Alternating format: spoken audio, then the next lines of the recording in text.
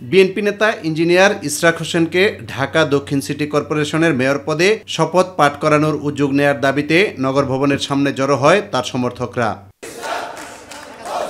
এ সময় তারা বলেন, নগরবাসীর বিরাজমান সমস্যা দূর করতে দ্রুত ইশরাক হোসেনকে শপথ পড়াতে হবে। শেকড় থেকে শিখরে।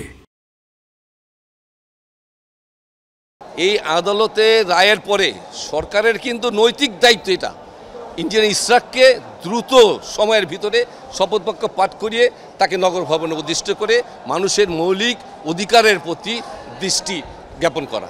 যদি এই শপথকে অবিলম্বে পড়ানো না হয়, আমরা ঢাকাবাসী এই নগর ভবনকে অচল করে দেব। ঢাকাবাসীর গণতান্ত্রিক অধিকার আদায়ের দাবি পূরণ না হওয়া পর্যন্ত পাশে থাকার ঘোষণা দেন বিএনপি নেতা ইঞ্জিনিয়ার ইশরাক হোসেন। স্থানীয় সরকার যে কাজটি করছে, এই কাজটি করার ফলে আমি মনে করি ভবিষ্যতে তারাই আইনি জটিলতায় পড়বে এবং তাদের শপথ, এই বর্তমান যে স্থানীয় সরকার উপদেষ্টা, তিনি যে শপথ ভঙ্গ করেছেন, তিনি সংবিধানকে লঙ্ঘন করেছেন, যেই শপথ নিয়ে তিনি উপদেষ্টা হয়ে গাড়িতে পতাকা লাগিয়ে ঘুরে বেড়াচ্ছেন, সেই সংবিধানকে তিনি লঙ্ঘন করেছেন। বাংলাদেশের সর্বোচ্চ আদালত সুপ্রিম কোর্টের আপিল বিভাগকে তিনি ক্রমাগত অবমাননা করে চলেছেন।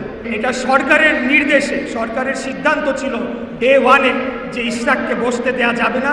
এখন যে কোনো অজুহাত তারা খুঁজে বের করার জন্য সেটি আপ্রাণ চেষ্টা তাদের জায়গা থেকে করেছে।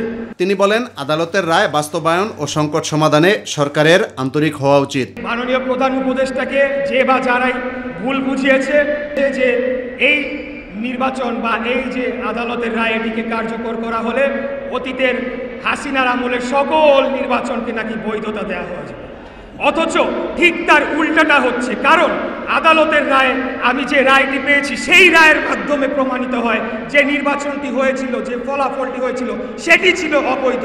এই সমস্যা সুরাহা না করা পর্যন্ত আমাদের এই কর্মসূচি অব্যাহত থাকবে এবং আমিও এখানে যখন প্রয়োজন হবে, যখন আমাকে দরকার হবে, জনগণের পাশে এসে দাঁড়াবো।